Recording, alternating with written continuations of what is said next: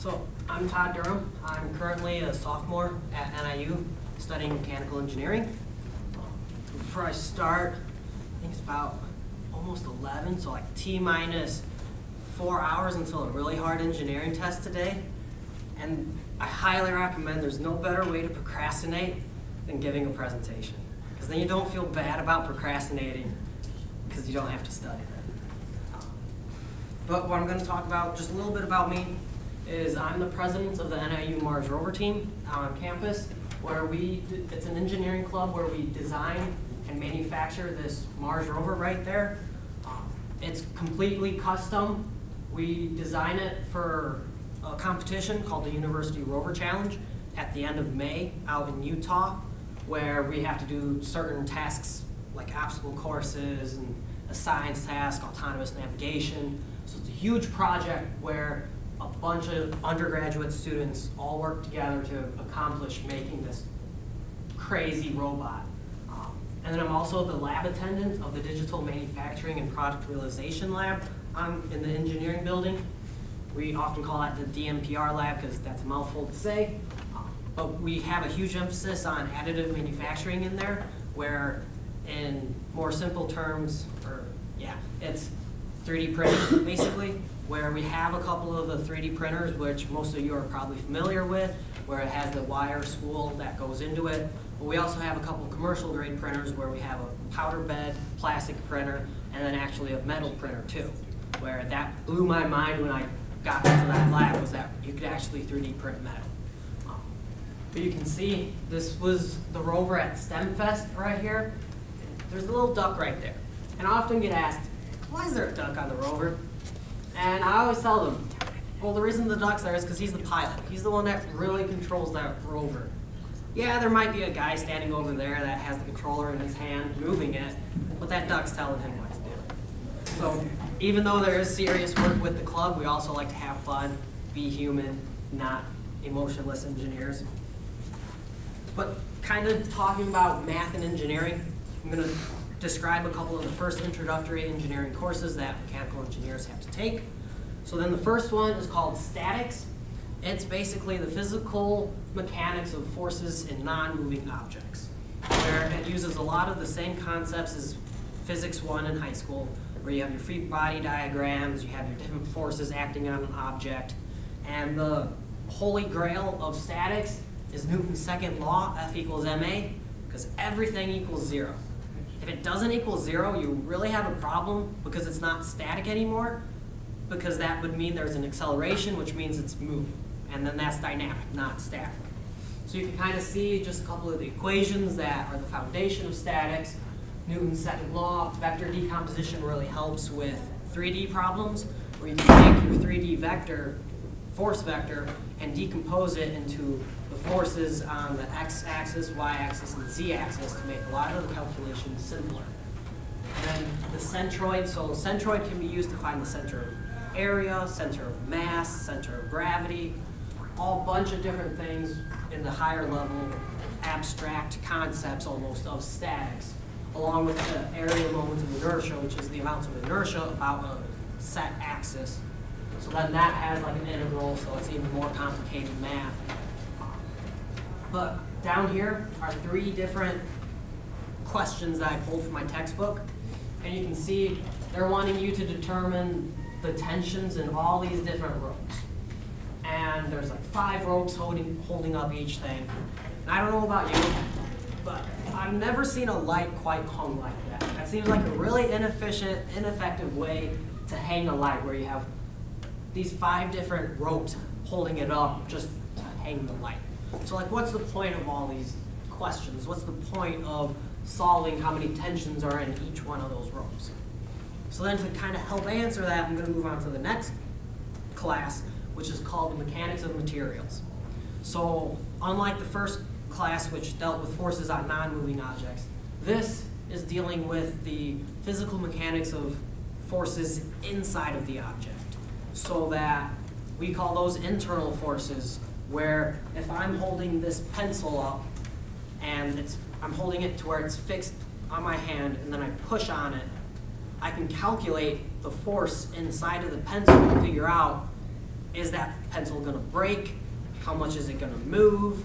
Just a bunch of different areas, questions we can answer with that. So like the axial stress, that's how much force, how much load is inside of a object, where you take the force and divide it by the area that it's applied on. So then that's basically a pressure. So it's how much force is per area. And then you can find from that the axial displacement, where the displacement is how much an object moves.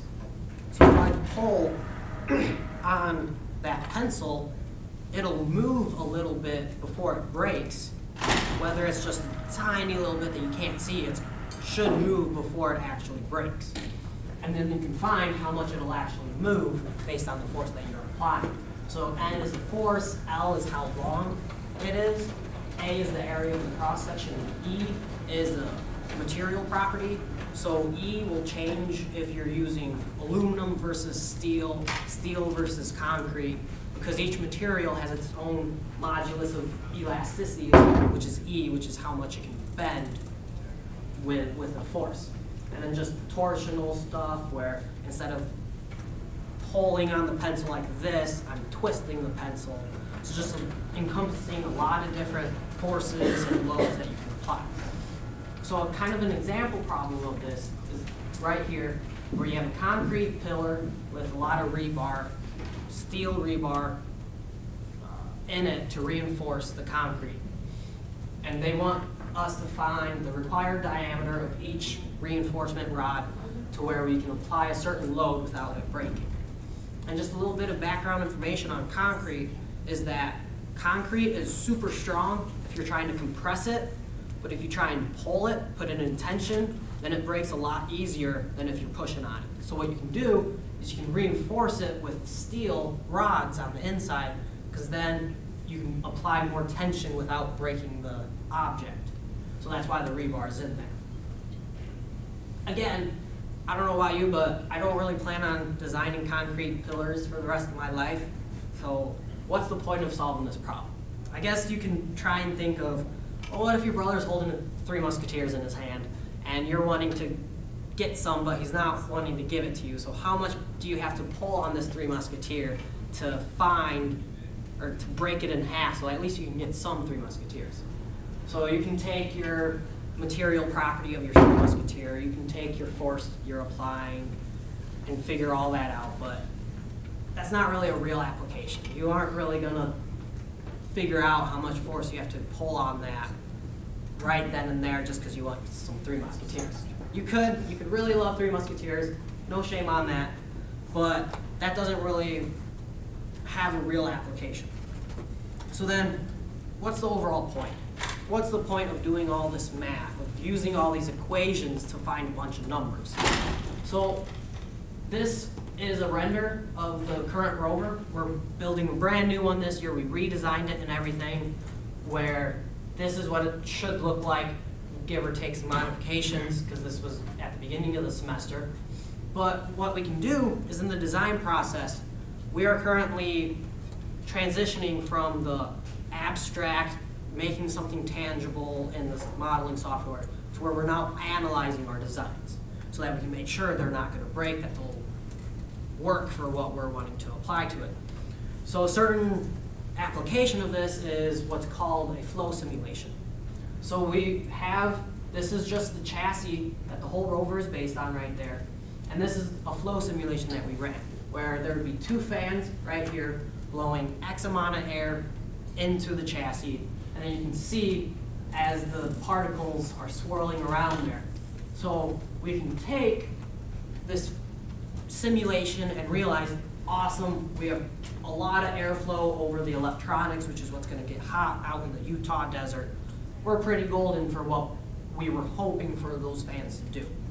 So even though we have the simulation to show us what will happen, you also still have to have that concept, that theory, and understanding behind what the simulation is telling you, where the simulation does a lot of the grunt work for you, but you need to be able to verify that simulation by doing your own calculations as well. And that's just one application. Another different application is how we will figure out if this bracket will work. So this bracket is right about there at the bottom of this actuator, linear actuator, where the linear actuator is what provides the force to rotate the arm, pivot it, and the actuator is pinned right there. So the actuator is between two of these so that it can be raised and elevated at the position we want. So what we can do to make sure that this bracket is going to work and not break under the 250 pounds that's being applied by that actuator, we can throw it in a simulation where we're applying a 250-pound force that way, and then the software will show us, all right, if your bracket were to deform, then it'll bend to the left. Rather than being straight up and down, a force will bend it to the left. And you can see, based on this chart, blue, you're golden. Your stress in that part is really low compared to everywhere else. You're awesome. You don't have to worry about all this blue area down here.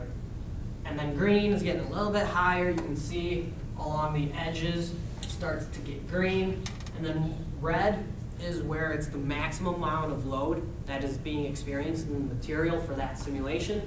And you can see right here, the red is right at that corner, where at that corner there's 1.145 by 10 to the 8th pascals acting on that spot, where that's wicked high. You're never going to be applying 1.45 by 10 to the 8th pascals with your hands. But you can see that down here it tells you your yield strength for the material that your bracket's going to be made out of. So the yield strength it says for aluminum, 6061 aluminum, which is what I set for the part, it's 2.75 by 10 to the 8th pascals.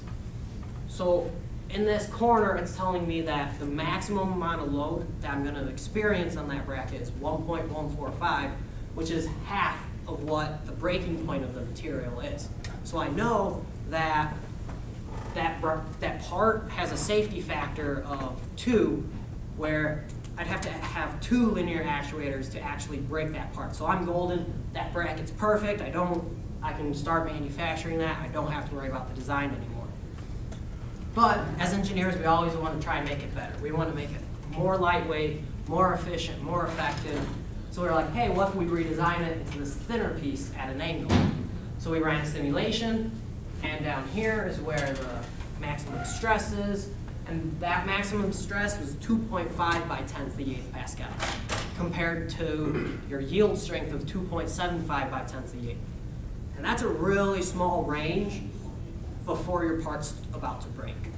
And you would never make a part that close to your yield strength, because over time, aluminum will fatigue, where it gets weaker and weaker and weaker until eventually an aluminum part will break. Whether it's 15 years, 20 years down the road, aluminum will break. So you can know, maybe after a couple uses, that yield strength might get to how much your actuator is applying and your part will break.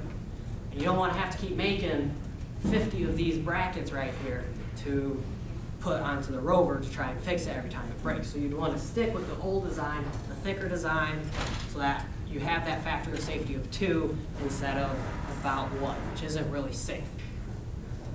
And that's just a couple of examples of different applications of math that can go into the design process, such as designing the robotic manipulator right there, the Rover arm. All of those, the simulations, the design process, even though we have software that can run simulations for us, do a lot of the grunt work and a lot of the tedious algebra that we normally wouldn't want to do, we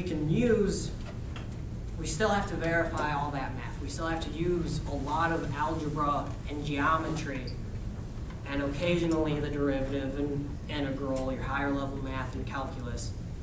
You use that every day, even if you don't realize it, especially in engineering and other fields as well, where you're learning math and using it, even if you don't realize you're actually using it in your everyday life as well. Are there any questions about the Rover, the NIU, or engineering? Were there any changes that you made to that part to make it stronger after finding that out?